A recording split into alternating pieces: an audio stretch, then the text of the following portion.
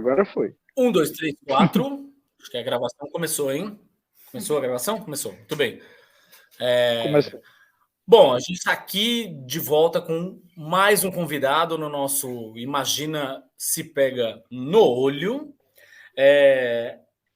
A gente tem a gente resolveu conversar um pouquinho sobre um assunto que vem dominando. Aparentemente, num primeiro momento, parecia um daqueles assuntos que só aconteciam no Twitter. Que só acontecem no Twitter, ou seja, não resistem a 10 minutos de conversa fora do Twitter na vida real.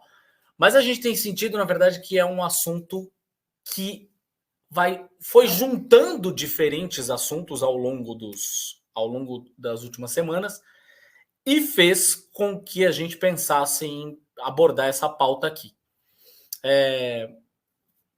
A gente tem visto muitos segmentos de esquerda, falando aqui especificamente do campo político, não do candomblé, mas a gente tem visto muitos segmentos de esquerda, ditos de esquerda, e a gente também vai falar sobre isso, batendo uns nos outros, batendo uns com os outros, batendo um contra o outro, basicamente, por uma série de divergências, por uma série de questões. Isso se tornou muito, de fato, evidente. Já tinha, na verdade, ganhado corpo, por exemplo, lá quando começaram os conflitos Ucrânia e Rússia, quando teve uma galera que foi, calma, peraí, o Putin tá tudo bem, vem aqui me dar um abraço, Putin, não sei o que, calma, pera um pouco. Mas acho que isso ficou mais evidente essa semana, de fato, nas últimas semanas, né? Não sei quando você, querido ouvinte, está ouvindo isso, mas acho que ficou mais evidente nas últimas semanas quando a gente teve toda a história de porra, Lulão, vamos indicar uma ministra negra e progressista para o teu STF? O que você acha? Seria uma boa? E fora as rateadas que o Lula vem dando. Pois é, essas são outras questões. O ponto aqui é o seguinte. Mas isso ganhou uma proporção muito grande, até porque tivemos aí Gregório do Vivier fazendo campanha e tudo. Exatamente, então, a história da ministra negra e progressista, é bom que se coloque este adendo, que é importante, para o STF. Bom, depois, obviamente, já falamos sobre isso no último episódio. Se você escutou o último episódio, você vai lembrar das rateadas que o Zanin, que é este quase cria de Bolsonaro, que o Lula colocou lá no STF, né? Revelou-se praticamente uma Damares de calças. Mas, enfim, eu acho que essa é uma discussão bem importante. A gente achou que essa era uma discussão importante para mostrar que, esquerdas não são, de fato, a esquerda em si, né? Não. Eu falei esquerdas no plural. Eu falei esquerdas no plural, porque é isso mesmo, é plural, né? Ou seja, a gente está falando de uma coisa que não é necessariamente única, não é necessariamente um bloco que pensa todo mundo igual, aquela história toda. A gente tem diferentes esquerdas. Você, caro ouvinte, que acompanha esse podcast, já escutou, por exemplo, o nosso programa sobre comunismo, já escutou o nosso programa sobre anarquismo. São duas correntes de esquerda, mas são correntes que seguem para caminhos diferentes, ainda que tenham em algum momento as suas interlocuções. Enfim, esquerdas podem sim questionar outras esquerdas, não é mesmo? Então, para conversar aqui com a gente, nós chamamos o Gabriel Carvalho. O Gabriel, ele é um dos apresentadores do OntoCast, que é um podcast de divulgação científica e filosófica comprometido com... Vou ler aqui a descrição, tá? Para não incorrer em erro. Que é um podcast de divulgação científica e filosófica comprometido com o retorno a Marx, a renovação do marxismo e o debate das ideias contra-hegemônicas e antidogmáticas no movimento comunista. Além disso, o Gabriel é cientista social e pesquisador sobre segunda escravidão e antissemitismo moderno, membro do CERCOS, que é o Grupo de Estudos sobre Cercamentos, Controles e Mercados. Gabriel, depois dessa longuíssima introdução, seja muitíssimo bem-vindo ao nosso Imagina Se Pega no Olho. Muito obrigado, gente, pelo convite. Tá tudo certinho aí na descrição. E eu ainda faria um acréscimo aí ao que você falou na introdução, que além de você ter vários segmentos dentro da esquerda, dentro desses segmentos você tem vários outros microsegmentos que também ficam se engalfinhando entre si, né? Isso é bom dizer também, né? Porque a Sem gente dúvida. falou aí o comunismo, o anarquismo, e dentro do comunismo você tem várias correntes, e dentro do anarquismo você tem várias correntes, e eu acho que, como você citou aí da minha questão de pesquisar sobre o antissemitismo, e como a Gabi também faz parte de alguns laboratórios de pesquisa em comum comigo, a gente inevitavelmente vai acabar tocando nesse assunto, né? Enfim, Pois estamos é, aqui. mas isso é muito louco, né? Porque olha só. Bom, deixa eu tentar fazer deixa eu tentar 2 passos atrás primeiro. Vamos lá. Até para as pessoas que escutam a gente, nem todo mundo pode talvez ter a mesma compreensão do que a gente está falando aqui. Então vamos lá. O que a gente pode considerar como um olhar macro? Tá? Primeiro Sim, um para olhar macro. leigos. Para leigos, o que a gente pode considerar como uma esquerda? O que é o pensamento mais orientado para a esquerda? Eu penso que, assim, se for de um ponto de vista super genérico, né? Aquela coisa que todo mundo, historiador, sociólogo, que está dando um curso de introdução sobre ideologia, né? Gosta de falar que, tipo, da forma mais genérica possível, historicamente, o que se cunhou chamar de esquerda é basicamente. Primeiro, de onde foi que surgiu essa noção de direita e esquerda, né? É uma noção que surge lá na Revolução Francesa. Olha, não se preocupa, eu estou puxando muito para trás aqui, mas eu vou falar de uma Não, forma muito relaxa, breve. vai, pode dar aula aí. Manda bala, manda bala. Mas a própria ideia de direita e esquerda, ela só surge ali no final do século XVIII, com a Revolução Francesa, e por um motivo muito simples, porque a ala mais radical da Revolução Francesa, que vamos lembrar, era uma revolução burguesa, tá? Era uma revolução republicana burguesa. Do lado esquerdo, inclusive literalmente esquerdo, né, quando se tratava da a formação do parlamento e tal, francês ali, estavam os jacobinos, que eram o lado mais radical da revolução, e do outro lado direito estavam os girondinos, que era o pessoal mais conservador e tal, né? Então, a própria ideia de direita e esquerda vem daí, de uma forma super simples assim de explicar. Agora, falando de uma forma um pouco mais genérica, né, não tanto histórica e tudo mais, mas basicamente, direita são campos ideológicos que eles variam entre o conservador liberal até ideias que são realmente super conservadoras e, inevitavelmente, eu vou usar uns termos aqui que podem parecer carregados, podem parecer valorativos, mas ideias reacionárias, né? Reacionário quer dizer o quê? De retroceder a forma de organização da sociedade para uma forma anterior, para eu não ficar usando termos muito ideológicos aqui. Mas a direita está aí entre um liberalismo conservador até ideias mais acionárias, e aí dentro desse espectro você vai ter desde o seu amiguinho liberal nos costumes e conservador na economia, até pessoas, enfim, literalmente Hitler, né? E dentro do campo da esquerda, você tem desde pessoas que vão ter umas ideias de que talvez as pessoas não deveriam estar todas morrendo de fome e tudo mais, e a gente precisa fazer reformas sociais, reformas econômicas para acomodar essas pessoas, que é uma galera mais reformista, inclusive às vezes até com algumas ideias próximas do liberalismo de direita, muitas vezes, né?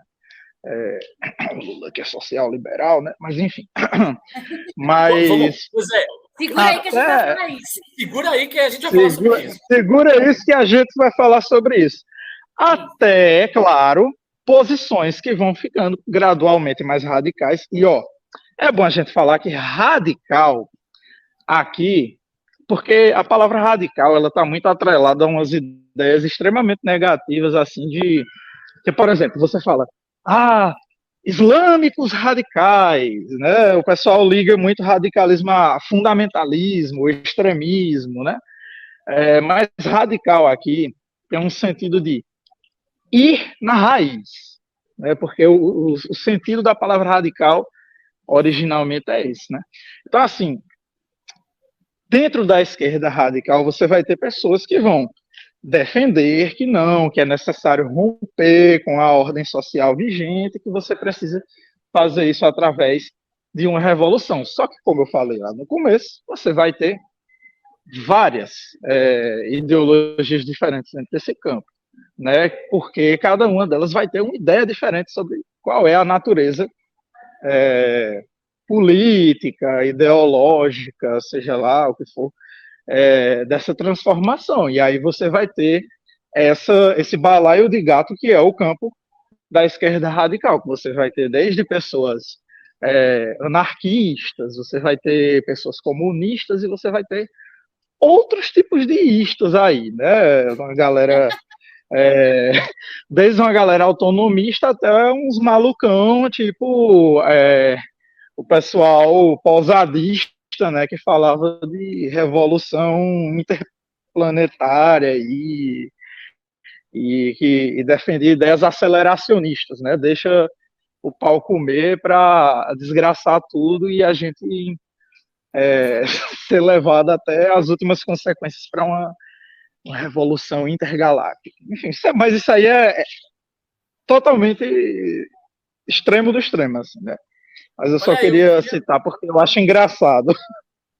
Eu queria dizer que eu adotei essa ideia. Isso aí dá um bom podcast. Enfim, mas enfim, não é o assunto aqui do... Sobre o posadismo, né? Vale um episódio só sobre essa maluquice. Porra, sem dúvida que vale. Sem dúvida que vale. Gabriel, queria te perguntar uma coisa. Aproveitando o gancho do que você estava falando antes. Aí é o ponto 2 aqui. A gente, portanto, definiu que esquerdas podem ser muito... Definimos o que é esquerda e definimos que, por exemplo... Esquerdas podem ser múltiplas, podem ser muitas coisas. E, portanto, é natural e, digamos, saudável que existam... Até certo ponto. Não, até certo ponto, enfim, mas é natural e saudável, portanto, que existam discordâncias entre as esquerdas, né? Que elas possam discutir essas discordâncias.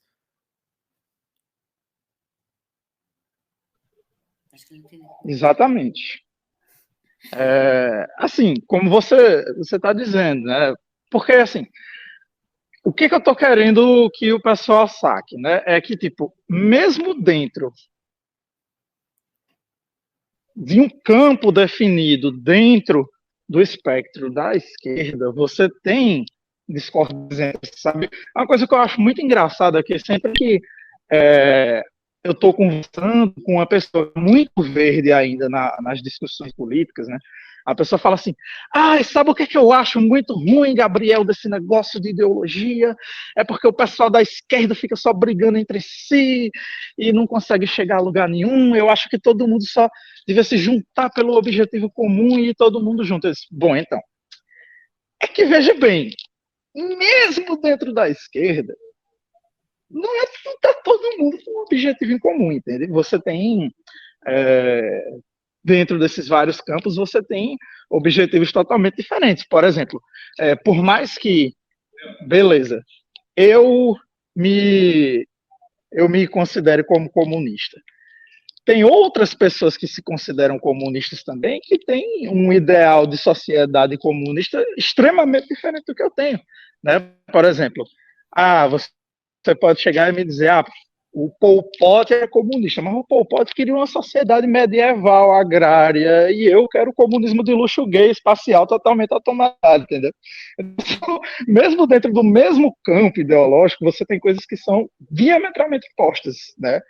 E por isso que às vezes a gente fica até falando, tipo, que mesmo dentro de um campo da esquerda, a gente fica falando que, ó, fulaninho é um reacionário de direita, ou então você vai ter uma galera mais, entre aspas, moderada, que vai dizer, não, fulano é esquerdista, porque é radical demais e tal.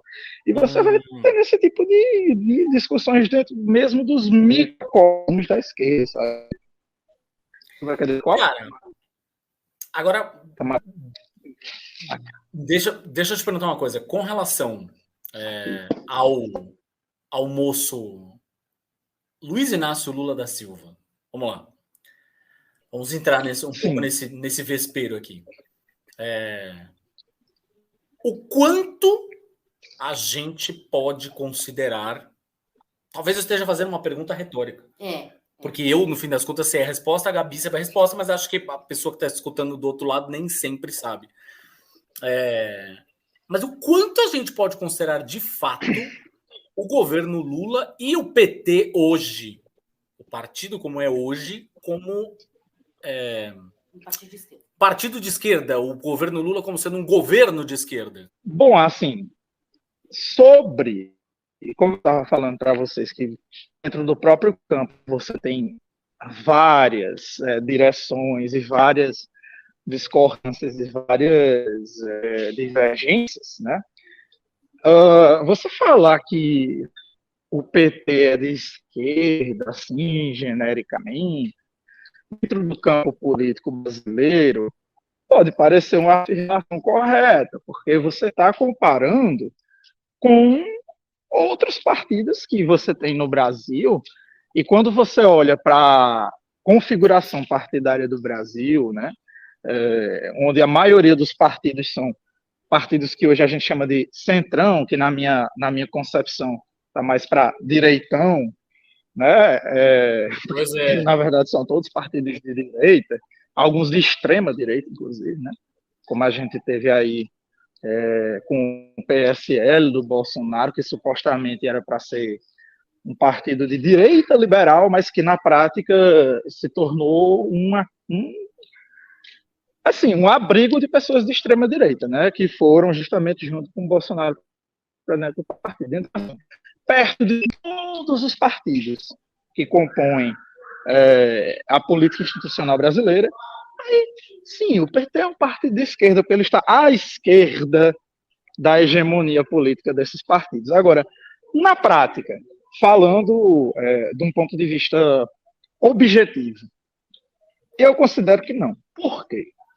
E aí, tipo assim, eu não quero ficar dando palestrinha, mas que quando o PT surge, né, ele era esse partido que ele surge na esteira do fim da União Soviética, onde você vai ter um conjunto de pessoas que estavam ou desiludidas com o dito socialismo real, que estaria representado ali pelas experiências da União Soviética, da China, né, e etc., que teriam sido fracassadas, né, malfadadas. E eu acho que o exemplo mais claro disso é o próprio fim da União Soviética, né, a queda do Muro de Berlim. Então, de pessoas que estavam disputando o partido, né, para dizer, ok, essa estratégia do marxismo oficial, da União Soviética e etc., não deu certo, mas nós ainda defendemos a estratégia marxista, só que nós acreditamos que essa estratégia é essa aqui do PT, que é chamada de estratégia democrática popular, que é o quê? É aquela ideia de que, para alcançar, isso assim, a ala mais radical do PT, né? Claro que hoje, enfim, não tem mais nada a ver. Mas, para alcançar o socialismo, nós precisamos fazer reformas radicais que vão fazer transformações graduais na sociedade, que vão trazer um acúmulo de forças para a classe trabalhadora, e isso vai, aos poucos, trazer uma superação do capitalismo, e assim você instalaria democraticamente o socialismo no Brasil. Tem um pouquinho um pouquinho do que o Allende tentou fazer, um pouquinho daquela ideia de estado de bem-estar social que teve na Europa, e aí a gente pode falar por que uma ideia dessa, tipo, por mais que você tenha uma experiência objetiva disso ter acontecido na Europa, mas por que isso não poderia acontecer no Brasil? Aí a gente pode falar sobre isso, mas enfim, acho que não tem a ver com o assunto da nossa conversa, mas que o PT nasce assim, como sendo esse partido de esquerda radical, mas com uma estratégia reformista, uma estratégia baseada em participar da política institucional, trazendo um acúmulo de forças, né, para a política de massas. Esse partido que combinava política de partido de massas e política institucional reformista. Só que, o que foi que aconteceu? O PT foi se tornando foi se virando cada vez mais para a política institucional, né? Em outras palavras, tentar eleger o Lula.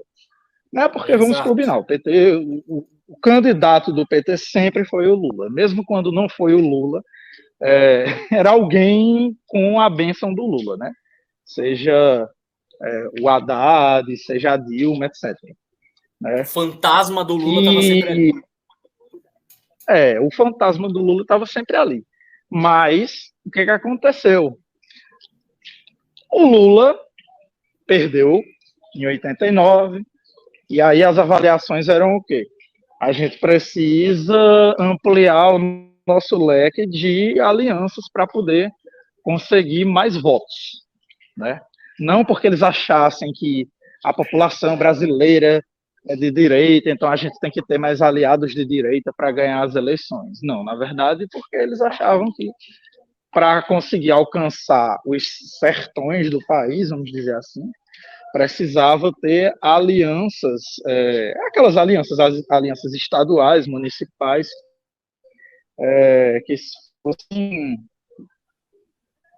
mais à direita, vamos dizer assim, à esquerda, para conseguir se eleger. O Lula vai, então, ampliando seu leque de alianças, porque no começo ele era assim, não, a gente só pode se aliar com partidos que sejam, no máximo, de esquerda reformista. E aí perdeu a eleição.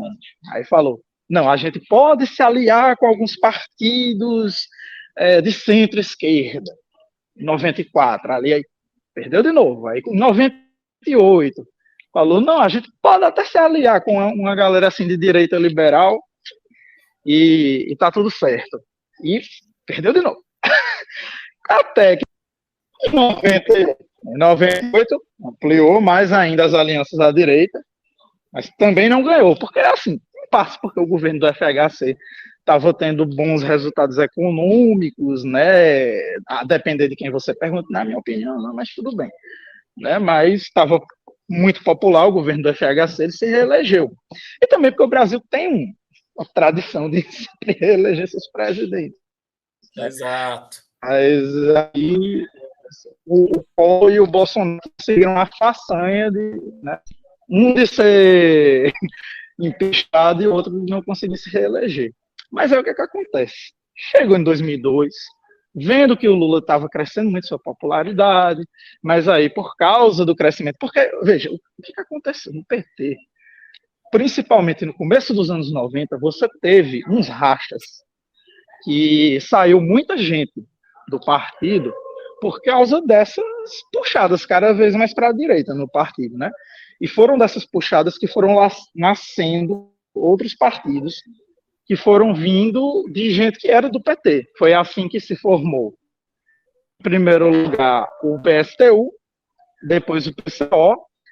Eu acho que nessa ordem, se eu não me engano, foi primeiro o PSTU e depois o PCO. Sei que o PSTU foi em 92, eu não lembro agora quando é que o PCO foi formado. E depois a gente pode falar porque o PCO não é um partido de esquerda, mas enfim. Sim, por favor. E já no e já no primeiro mandato do Lula, mas a gente ainda vai chegar nisso. Mas no primeiro mandato do Lula, depois das dos primeiros atos mais antipopulares do governo Lula, você vai ter a formação do PSOL, né? São todos esses partidos que se desmembraram do PT. Mas o que acontece? Vendo que o Lula tinha grande chance de se eleger, esse pessoal mais à direita do partido, eles foram costurando essas alianças. Foi assim que o Lula foi ter um vice do PL, que, né, o Partido Liberal, e aí que foi o José Alencar, e o Lula fez, né, a carta aos banqueiros, que, como a gente gosta de apelidar, né, foi a carta aos banqueiros. Né? Na verdade, que foi um cala-boca para dizer: não se preocupem, a gente não vai fazer revolução no país, a gente só quer fazer algumas reformas, umas reformas populares para melhorar a situação do povo, né? Então, assim o Lula se elege e aí a gente sabe onde chegou, né? A gente viu aí no que é que deu. Mas essa foi assim a trajetória do PT, de um partido que era de esquerda radical no seu nascimento, é tanto que teve várias figuras que foram figuras muito importantes do movimento comunista brasileiro que estavam na formação do PT, né? E grandes intelectuais marxistas que também fizeram parte da formação do PT, né? Você vai ter, por exemplo, uma figura que fez parte da fundação do PT, que foi o Florestan Fernandes, né? Ah, sim. Grande sociólogo brasileiro marxista. Como eu disse, né? O partido foi ficando cada vez mais para dizer outros partidos, lembrando do PT, que são partidos mais radicais, né? O PSTU mesmo, que é dos partidos eleitorais que eu considero sendo o mais radical, apesar deles ainda terem algumas, enfim, ainda disputarem as eleições e tudo mais, né? Terem algumas coisas que eu considero ideias reformistas, né? Mas de toda forma, né, essa foi assim a trajetória do PT de um partido que foi a grande esperança da esquerda radical depois do fim do socialismo real, para se tornar, na minha opinião, um partido social-liberal, na melhor das hipóteses. Né? E aí eu não sei se vocês concordam comigo Sim, sem dúvida nenhuma. E aqui eu acho que tem que fazer, é importante que se faça um parênteses. Nessa opinião. Sim, sim, sim. E acho que é importante que a gente faça aqui, na verdade, um parênteses aqui. Quando a gente está falando, portanto, do PT, a gente está falando de um partido que hoje, em teoria, não é um partido tão de esquerda assim. Está distante do que ele foi. Porém, veja só. Ou seja, portanto, já seria, em tese, absolutamente passível de críticas de outros segmentos da esquerda. Ponto. Mas ainda assim, ainda que fosse um puta partidaço de esquerda, super alinhado, ainda assim, poderia, pensando a democracia como ela é montada hoje, né? Ou seja, em tese ele seria absolutamente passível de críticas. Se rateasse, se cagasse no pau, como, no fim das contas, a gente vem vendo algumas rateadas do Lula, enfim, e portanto ele deve ser criticado. Pensando, obviamente, na democracia... Sim, assim como tem vários outros partidos mais à esquerda do que o PT, que também pegaram o poder aqui na América Latina, no que muita gente chama de onda rosa, que assim, mesmo sendo mais à esquerda do que o PT, fez várias cagadas também, né? A Venezuela, para mostrar, né? Assim... Mas também um caso mais recente, como por exemplo o Gabriel Boric, por exemplo, lá no Chile, né, que todo mundo estava achando que ia ser o puta líder radical lá no Chile. E tá vendo aí que nada disso, né?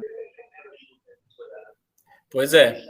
O que a gente estava falando aqui, que eu acho que a gente pode tranquilamente, portanto, criticar a esquerda quando ela cagar, quando ela fizer bosta, quando ela... Enfim, beleza. Assim como faz parte do que a gente entende como democracia, que a gente, olha... critique os representantes do povo que foi eleito que foram eleitos pelo povo. Ou seja, Exato. em tese, pelo menos, se o é povo... assim que funciona a democracia. Não sei se vocês sabem, mas é assim. Você vai e vota numa pessoa que, em tese, você acha que tem as qualidades para te representar em um nível onde você não pode atuar diretamente. E aí, essa pessoa não te representa, você tem todo o direito de ir lá e falar para ela: não está me representando, Lula. Não é isso que eu quero. Exato. Entendeu? E totalmente legítima esse comportamento, tá, gente? Né? Quer perguntar mais alguma coisa? O que, tipo, perguntar como... Se existe essa coisa, Gabi, uma coisa que eu queria muito perguntar para você é que muito se fala, principalmente num nível bem popular, assim, da galera que acompanha essas rixinhas no Twitter e qualquer outra coisa, é do tipo... Ai, mas essa coisa de criticar a esquerda enfraquece o movimento de esquerda.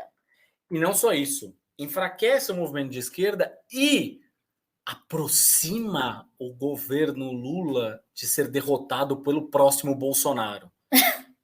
Tipo, procede isso? Enfraquece? Não enfraquece? Fala para as pessoas aí o que acontece quando a esquerda critica a esquerda. Na verdade, o que acontece é o contrário. Né? Como muitos de vocês já devem ter ouvido falar, a pior coisa que pode acontecer para alguém que está num cargo de liderança, e eu acho que num país o cargo de presidente é o maior nesse sentido, é algo péssimo.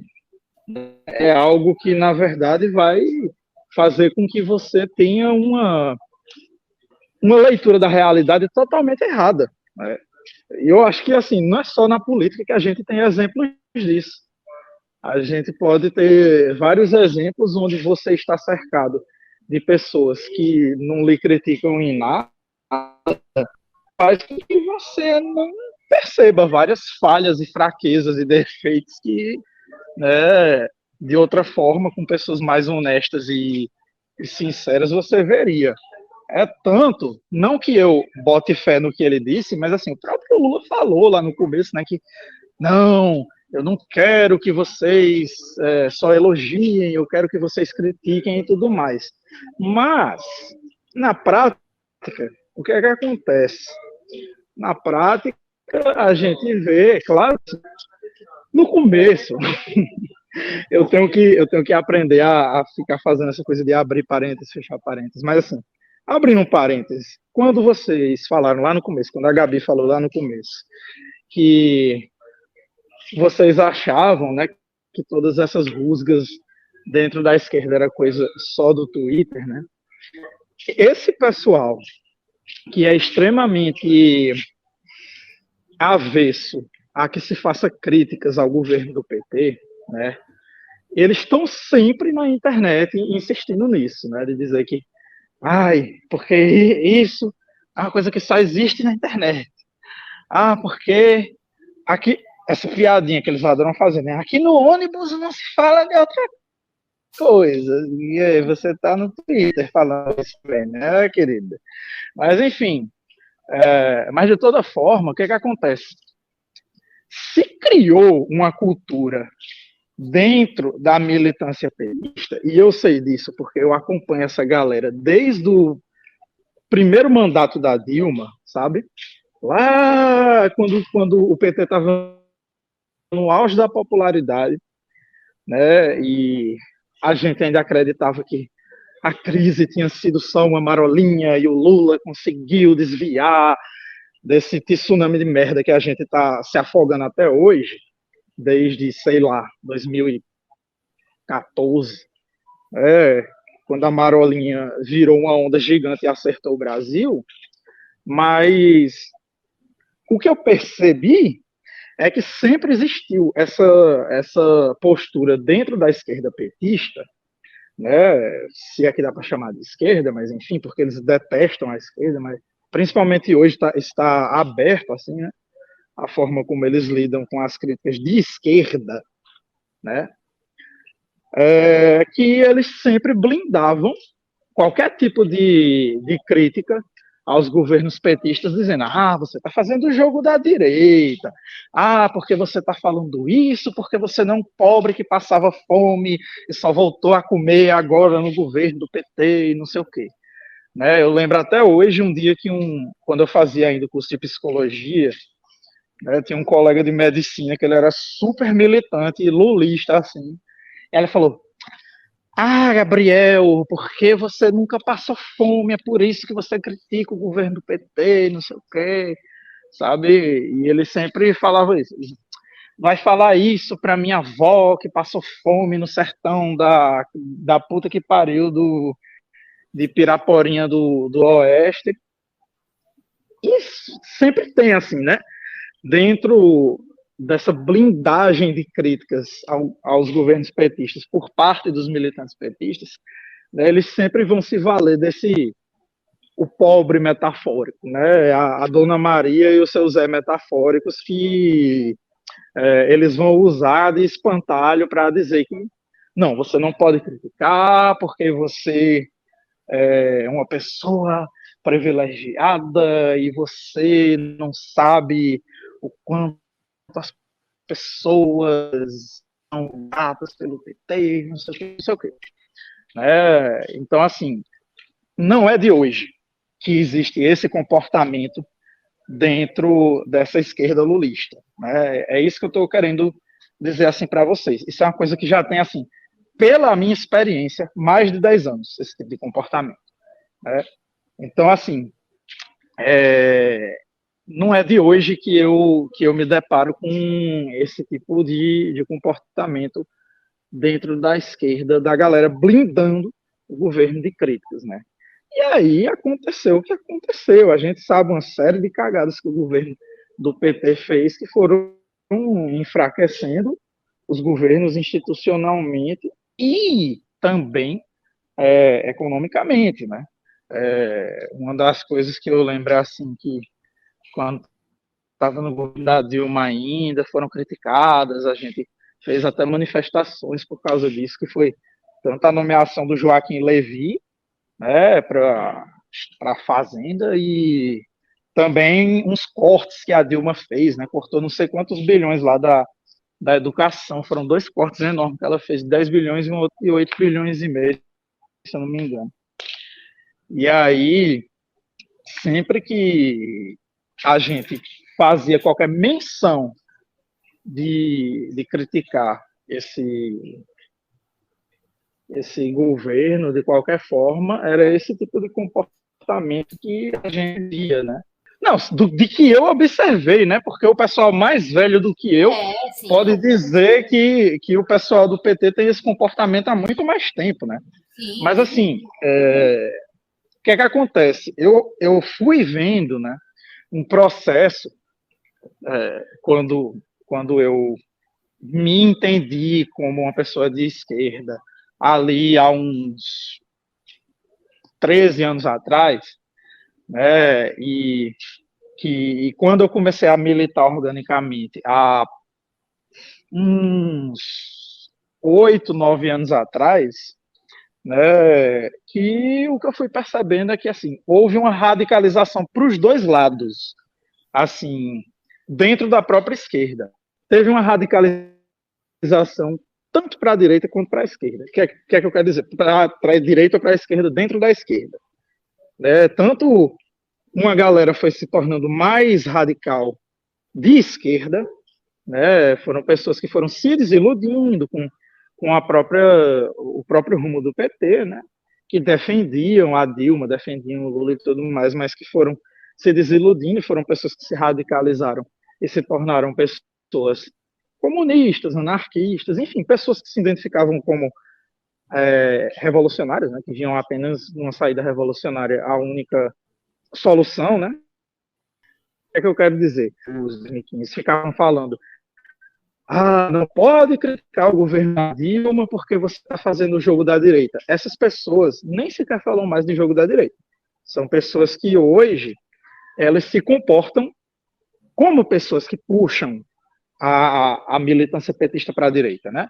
É um pessoal que fala que não vai admitir esse pessoal de esquerda querendo sabotar o governo com pauta identitária e não sei o quê. E é sempre isso, né? É sempre. Se lá atrás, em 2015, 2016, você tinha uma briga dentro da esquerda entre a galera que se achava os mais radicais, os mais revolucionários, e o pessoal contra o que eles chamavam na época, né, de pós-moderno, cirandeiro, não sei o quê. Né? Em 2015, 2016, você tinha essa besteira, né? De ficar chamando o pessoal do movimento negro, LGBT, feminista, dizer, é cirandeiro, é pós-moderno, não sei o quê. Hoje, porque antes a gente identificava isso com a militância reformista, petista, né? A galera que estava defendendo a Dilma, estava defendendo o Lula e tal. Mas hoje é o próprio pessoal de esquerda, lulista, petista, que fica atacando essa galera dos movimentos que hoje o pessoal chama de movimentos identitários. Né? Então, assim, uma das maiores tretas dentro da esquerda que eu tenho visto ultimamente, pelo menos aqui no Brasil, é que você está criando um movimento reacionário da esquerda, né, de pessoas que a gente gosta às vezes de chamar de esquerda de velho, velha esquerda, né, que eles ficam defendendo governos, que eles dizem que são governos de esquerda, que são governos populares e tudo mais, né, mas defendendo ações antipopulares, ações reacionárias desses governos, e acusando qualquer tipo de crítica de vocês são identitários, pós-moderno, tá querendo sabotar e não sei o quê. E tem sempre um tom meio conspiratório, assim, sabe? Por trás dessas falas. E eu acho que isso dá até um gancho para a gente falar sobre uns outros problemas, né? Que tem. Teorias Não é nem a conspiratórias. palavra certa, acho que é algo pior do que isso. Dentro dessas. Dentro de um pensamento conspiratório de esquerda, né? Eu acho que era uma coisa importante para a gente falar sobre essas tretas internas da esquerda. O que é que tu acha, Gabi? Eu acho ótimo. A gente está falando de... Quando a gente está falando de teorias da conspiração, isso me lembra algumas coisas que eu tenho visto recentemente, pessoas, eu achei que era, confesso do fundo do meu coração que eu achei que a gente estava falando de uma piada. Mas eu percebi que as pessoas tinham pessoas de esquerda que eu considerava pelo menos sérias, que eu vi falando a vera, falando a sério mesmo, o lance de tipo, olha, isso aí, isso que você estava falando da esquerda identitária, né, e não sei o quê, eles estão trabalhando nisso porque eles estão sendo manipulados pela CIA para derrubar, para descredibilizar e derrubar o governo do Lula. E fiquei pensando, cara, isso está a um chapéu de alumínio do governo Bolsonaro. De um bolsominion. Tá um chapéu de alumínio de um governo bolsominion, na real. De um bolsominion e as suas teorias da conspiração de tiozão do WhatsApp. É muito louco isso. Esse pessoal eu gosto de chamar de gabinete do ódio do PT. Assim. Você citou da CIA, tem uns que são mais descarados, né? É uma galera que fica falando que a ministra Sônia Guajajara é ligada ao Jorge Soros e está liderando esses movimentos indígenas para sabotar o governo, porque esses líderes indígenas querem acabar com toda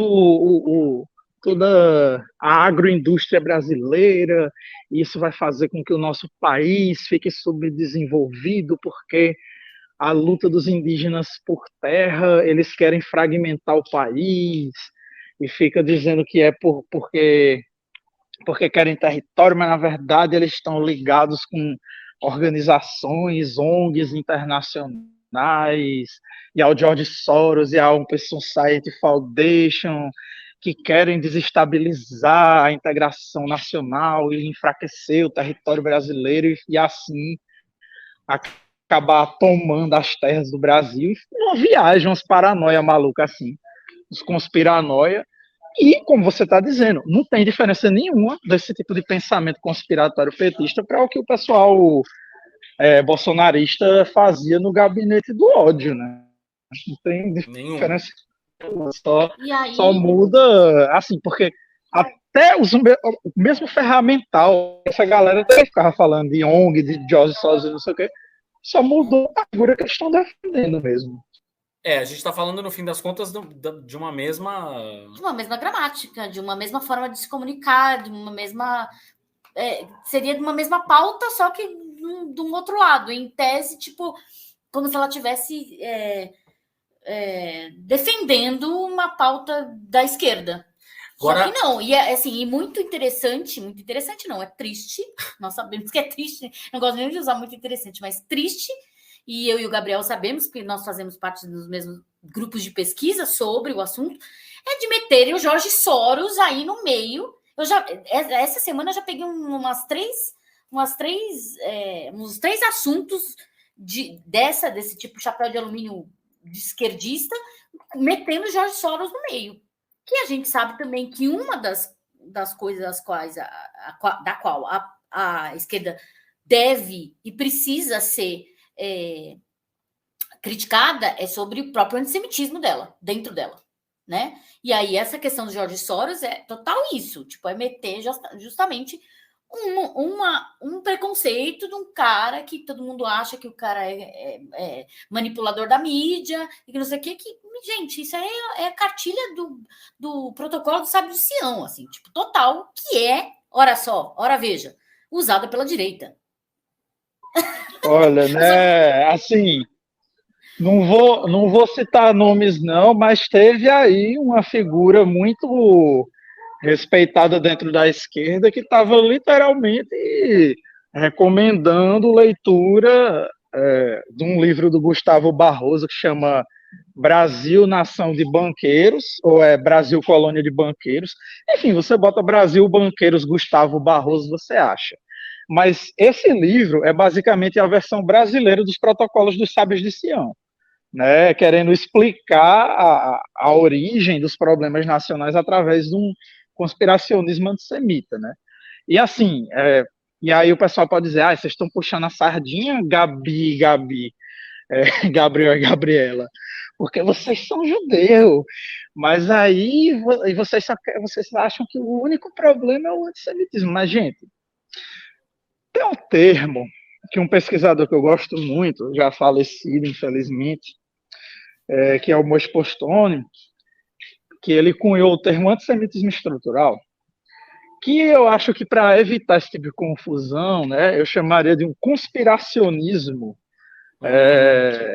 um conspiracionismo anticapitalista reacionário estrutural, assim, que tem lugar tanto dentro da direita quanto dentro da esquerda, né? Eu conversava com o professor Michel German, né, que está lá nos laboratórios com a gente, e uma coisa que ele me fala, então, né, Gabriel, a gente não pode nem mais falar de antissemitismo de direita e de esquerda, né? A gente já está no ponto de falar de antissemitismo na esquerda e na direita, né? Nem de esquerda nem de direita, porque o fundamento é o mesmo.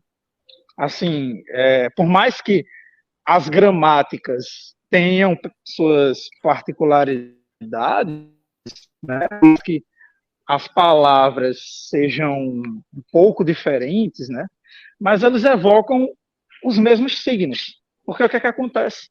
Por que a gente consegue ver esse tipo de conspiranoia tanto na direita quanto na esquerda? Porque tanto na direita quanto na esquerda você tem esse de anticapitalismo romântico e reacionário que ele existe desde o nascimento da esquerda, desde o nascimento do país, né?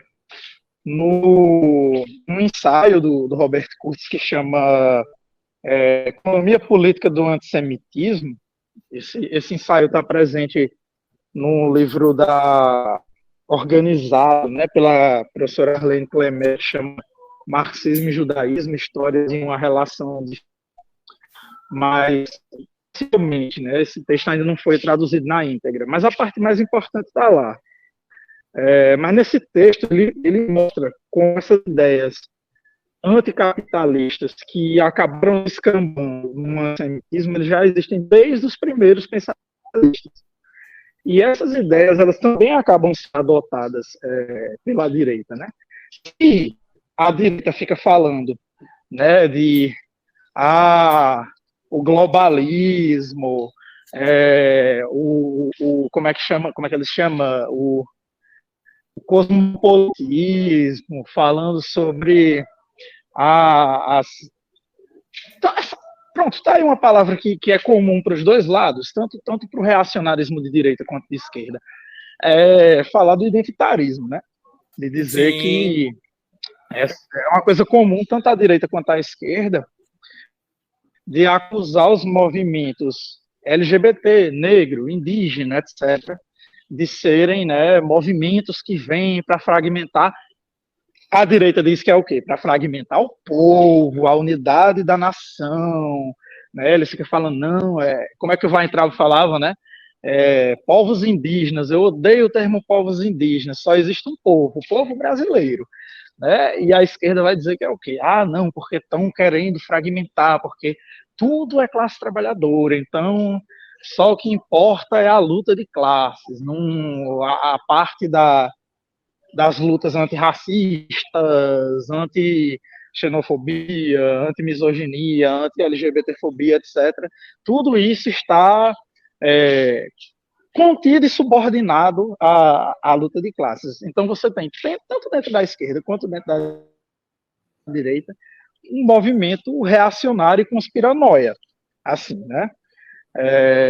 Por isso que você consegue ver esse gabinete do ódio dentro da militância petista, mas não só na militância petista, porque você consegue ver isso mesmo vindo de pessoas de organizações comunistas, de organizações anarquistas. Eu já coloquei lá na minha página no Instagram, tem vários prints de postagens de pessoas comunistas, de pessoas anarquistas, postando teorias conspiratórias, assim. Antissemitas, principalmente porque é o que eu pesquiso, mas também de outras coisas, né? Eu já tive que lidar assim, com gente de todo o espectro da esquerda reproduzindo esse pensamento conspiranoia, né? Então, assim, eu acho a Gabi, tanto quanto eu, sabe muito bem como é que é lidar com esse tipo de gente. Opa! Sabemos bem. Bom, então, basicamente, está claro aqui para você que está nos ouvindo, seja você uma pessoa... Acho difícil, vamos ser honestos aqui, acho muito difícil uma pessoa que esteja ouvindo este nosso podcast, esta nossa pequena, porém fiel audiência, sei lá, os quase 400 subscribers que a gente tem lá no Instagram, por exemplo, no Instagram, no Spotify, isso fora as outras plataformas, eu acho muitíssimo difícil, aliás, improvável que essas pessoas sejam pessoas de direita, ou mais posicionadas da direita, até porque senão elas iam ficar putas da vida nos primeiros 2 episódios da gente aqui no podcast, mais de um ano atrás, e nunca mais teriam ouvido. Mas, obviamente, podemos sim ter pessoas talvez mais... Coloque muitas aspas aí, tá? Centro, moderadas, ou pessoas de esquerda que escutam este podcast. Então, que fique claro que, sim, esquerdas podem criticar esquerdas, porque esquerdas não são iguais. Não são iguais, e esquerdas são, antes de tudo, movimentos feitos por seres humanos que fazem merda, que fazem cagada, que falam bosta, e que se posicionam de maneiras equivocadas algumas vezes e que, sim, merecem levar um puxão de orelha, sim, merecem ser criticados, sim, merecem todo tipo de questionamento aqui. Uma última pergunta só para a gente encerrar aqui, Gabriel. Você acredita que nos próximos anos a gente possa ver ou o crescimento ou talvez o nascimento, enfim, de um segmento de esquerda ainda mais, e aí levando em consideração a explicação que você deu no começo sobre o que estamos falando quando a gente fala de esquerda radical, né, de um movimento radical, de um movimento ainda mais radical para se opor a estas esquerdas, talvez metza moderadas que a gente tem visto surgirem cada vez mais? Olha, eu acho que, assim, a tendência e aí eu vou falar de uma coisa que a gente nem falou antes, mas assim, mas com a tendência da crise capitalista que se acirra cada vez mais, assim, eu penso que a tendência é que se radicalize, né? É claro que você sempre vai ter as pessoas que vão continuar acreditando na saída reformista, na saída, entre aspas, moderada, mas eu penso que, tipo, conforme as coisas vão se apertando cada vez mais, que a crise capitalista vai se tornando cada vez mais grave, fica difícil o horizonte, sabe, de possibilidade de uma saída reformista moderada, ele vai se tornando cada vez mais estreito, né? Então, assim, eu penso que a tendência é de se radicalizar, mas para mim, por tudo que a gente falou aqui sobre a presença, né, de um pensamento organicamente instituído dentro da esquerda, que tem um caráter conspiratório, e aí a gente poderia fazer um episódio só sobre isso, né? Mas por existir essa possibilidade, não necessariamente essa radicalização vai se converter em algo bom, né? Como a gente teve, por exemplo, e a Gabi assistiu quando eu apresentei esse trabalho, mas no próprio processo revolucionário russo você teve instâncias de pogroms, né? Você teve pogroms antissemitas, você teve pessoas que estavam do lado da Revolução Soviética e que atacaram pessoas judias, que fizeram pogroms, né? Que viam nas pessoas judias a imagem do capitalismo, né? Então, assim, não necessariamente uma radicalização leva à compreensão correta da realidade. Às vezes a pessoa se radicaliza numa visão incorreta, conspiratória, entendeu? Então, assim, mas eu também tenho medo de para que lado as pessoas vão levar essa radicalização, porque elas também podem levar para ideias reacionárias, né? E aí, enfim. E aí a gente não precisa de mais reacionário aqui no Brasil. Problemático que é essa questão. Sim, Vai pegar teu Brown agora? Tá bom. Gabriel, queria te agradecer demais por esse papo, pelo teu tempo.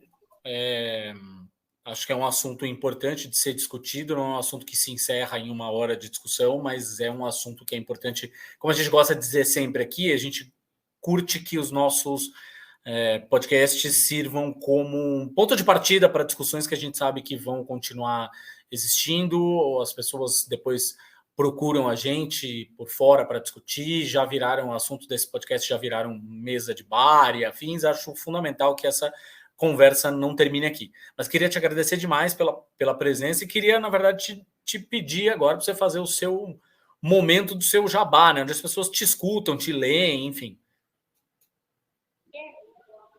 De jabá, claro que eu vou dizer para vocês ouvirem meu podcast, o AntoCast. Tem vários episódios extremamente interessantes para vocês lá, inclusive sobre a minha pesquisa, né, em relação à segunda escravidão e também às questões sobre o antissemitismo. Tem já publicado esse trabalho que eu fiz sobre o antissemitismo no processo da Revolução Russa, que foi publicado nos anais do primeiro simpósio do IBI. Então, está lá o meu trabalho sobre essa questão do antissemitismo na Revolução Russa. E também, bom, tem a minha página lá no Instagram, mas isso eu acho que fica muito mais coisas mais bestas assim que eu fico publicando. Mas me sigam lá no Twitter, né? O arroba Arkady Kremer, com K e com Y, Arkady. E que é o arquétipo lhama de pelúcia lá no Twitter. E aí vocês podem ir acompanhando as coisinhas interessantes e outras nem tão interessantes assim que eu fico falando por lá. Beleza, bicho. Valeu Obrigada, demais. Gabi. E até a próxima. Até. Não dei trabalho demais para vocês na edição. Tá tudo certo. Tamo junto. Obrigado, gente.